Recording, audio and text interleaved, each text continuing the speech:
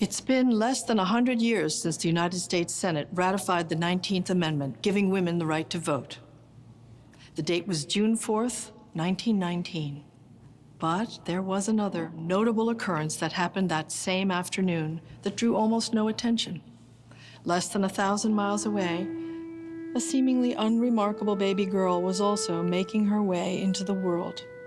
A girl born to 16-year-old parents who was unwanted and unloved, and who, against all odds, would grow up to be the mother of the first woman nominated to become President of the United States. Her name, like another little girl who got caught up in her own history-making tornado, was Dorothy. My grandmother passed away a few years ago. I miss her every day. She very much remains a North Star for me and my mom.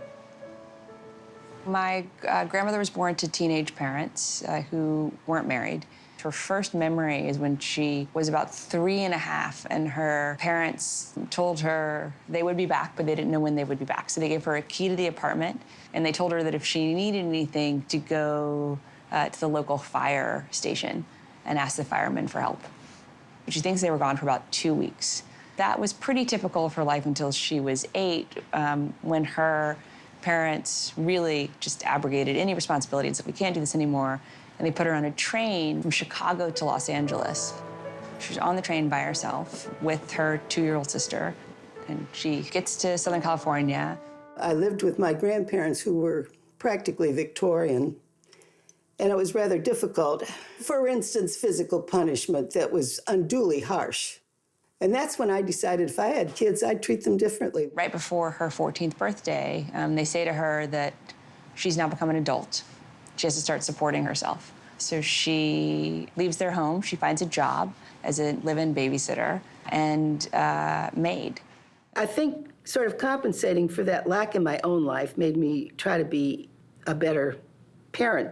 My grandmother was determined that my mother have more choices than she had had.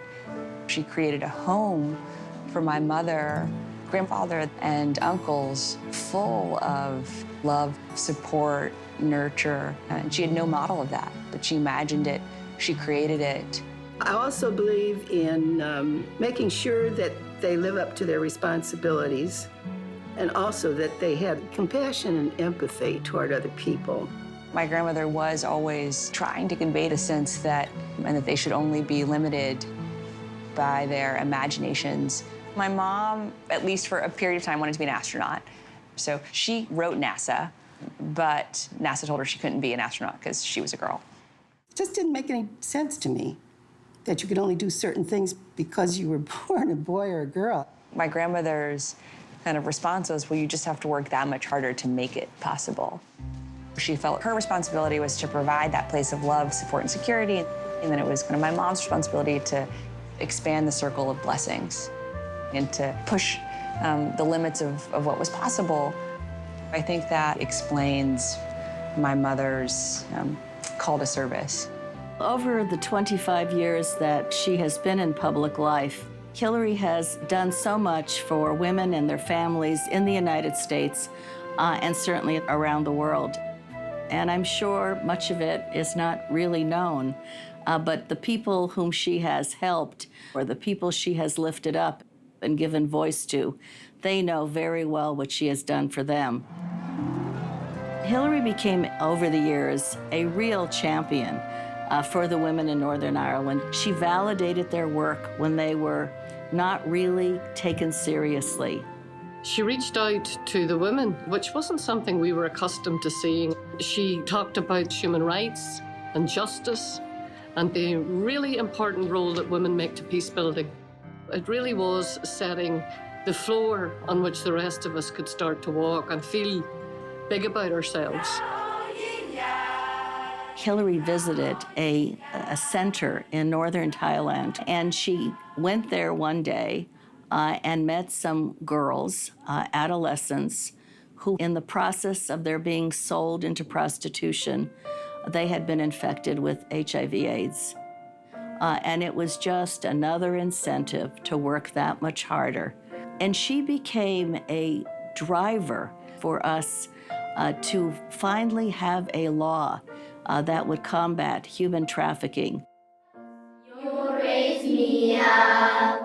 Hillary was one of the first people to begin to speak out about what was happening in Afghanistan. The Taliban were carrying out their terrible regimen against women, keeping girls from going to school, flogging them if their burqas weren't on right. I am strong when I Hillary Clinton fii ci Sam Ndiaye am na solo ndax tax na ñun fi ne ñu ngi sukkandiku ci démocratie lépp lu góor ñiy def jigéen ñi ngi seen wet ànd ko ñoom di ko def ba may leenu doole ba tax jigéen ñi léegi am na ay ndooma tànk yoo xam ne amuñu ko woon léegi.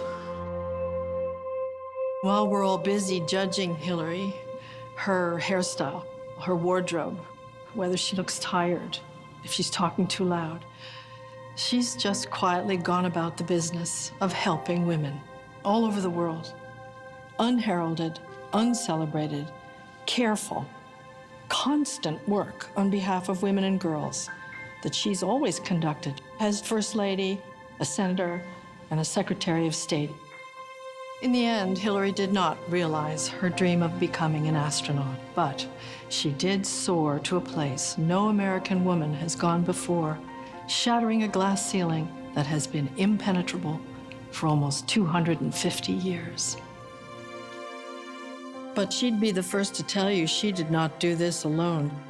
She did it by standing on the shoulders of so many women who came before. Standing on each other's shoulders is how our gender has always moved forward, be it through biology or inspiration. Tonight, we say thank you to Harriet Tubman, Amelia Earhart, Margaret Chase Smith, Eleanor Roosevelt, Rosa Parks, Harper Lee, Bella Abzug, Sally Ride, Maya Angelou, Dolores Huerta, and Geraldine Ferraro, all heroes of Hillary Rodham Clinton. But certainly, no one inspired her more than one tiny, unbreakable 8-year-old whose own dream of all little girls being valued rests on the shoulders of her daughter now. Tonight, we say thank you to all the women who would not take no for an answer. You, dreamers and schemers, you rabble-rousers and hell-raisers, you petticoat abolitionists, you chain-smoking, pants-wearing exhibitionists, you educators, agitators, and aviators, you risk-takers, you rule-breakers, you unlikely heroes, you white-gloved, teacup-serving Mrs. John Does with your homemade soapboxes and your brazen public rants, you lady pals and career gals, you I've got big plans, smarty pants. To all the men who marched for our cause, thank you, friend, for showing the world what a real man does. And thank you to all you high-flying, death-defying ladybirds, and you crazy ocean-swimming maniacs. You dazzled us with your impossible dreams, and then you turned them into facts. When you were knocked down, you got up. When others said stop, you said go.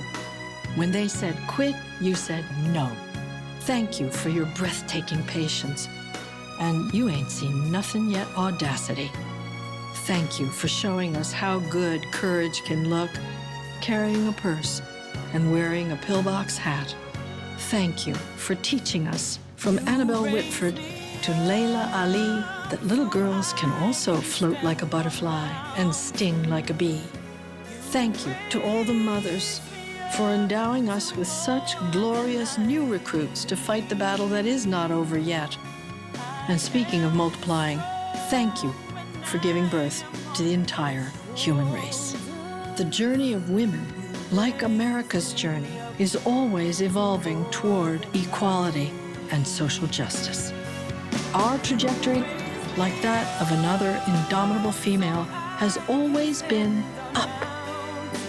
How far can we go? It appears the sky's the limit. But one thing is for sure, If Dorothy Rodham's daughter has her way, every little girl and boy who dares to dream will be coming with us. You raise me up to more than I can be. You raise me up to more than I can be.